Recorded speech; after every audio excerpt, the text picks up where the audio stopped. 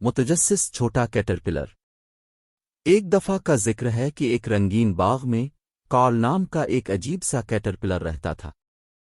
Karl دوسرے کیٹرپلرز کی طرح نہیں تھا۔ اسے تلاش کرنا اور ہر چیز کے بارے میں سوالات پوچھنا پسند تھا۔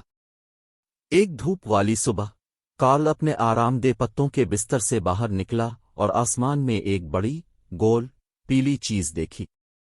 وہ کیا ہے؟ اس نے بلند آواز میں سوچا۔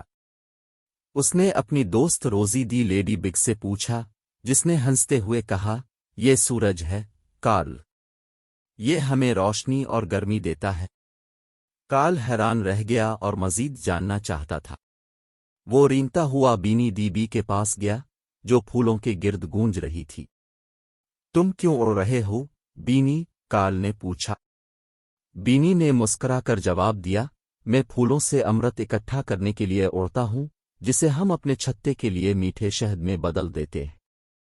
جیسے جیسے دن گزرتے گئے کارل نے اپنی مہم جوئی جاری رکھی۔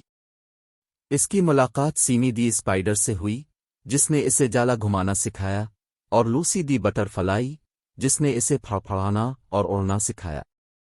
ہر دن نئی دریافتیں اور نئے دوست لائے۔ ایک دن کارل نے دیکھا کہ اس کے جسم میں کچھ عجیب ہو رہا ہے۔ اسے ہلکی سی خارش محسوس ہوئی اور اس کی جلد تنگ ہونے لگی۔ اس نے اپنے دوست ڈینی ڈریگن فلائی سے اس بارے میں پوچھا۔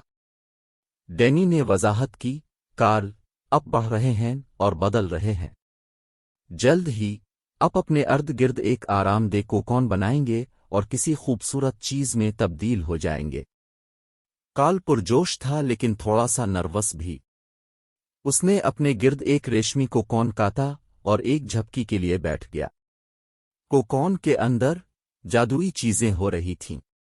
کارل کا جسم بدل گیا اور تھوڑی دیر کے بعد وہ روشن پروں والی ایک شاندار تتلی بن کر ابھرا۔ جیسے ہی کارل نے اپنے پروں کو پھیلایا اور اپنی پہلی اڑان بھری، اسے احساس ہوا کہ وہ ناقابل یقین چیز بن گیا ہے۔ وہ باغ کے چاروں طرف پھڑپھڑاتا رہا، اپنے تمام پرانے دوستوں سے ملنے گیا اور اپنی حیرت انگیز تبدیلی کی کہانی کا اشتراک کیا۔ اور اس طرح کارل نامی متجسس چھوٹا کیٹرپلر ایک خوبصورت تتلی میں تبدیل ہو گیا، اپنے دوستوں کے ساتھ دنیا کی سیر کرتا رہا۔ اور جب بھی کوئی اس سے اس کے سفر کے بارے میں پوچھتا تو وہ مسکرا کر کہتا، ذرا یاد رکھیں، چھوٹی سے چھوٹی مخلوق بھی بڑی تبدیلیوں سے گزر کر کچھ حیرت انگیز بن سکتی ہے۔ اور اس طرح کارل کی کہانی باغ میں موجود تمام مخلوقات کے لیے ایک الہام بن گئی، انہیں یاد دلاتی ہے کہ تبدیلی خوبصورت اور حیرت سے بھرپور ہو سکتی ہے۔ اور اس دن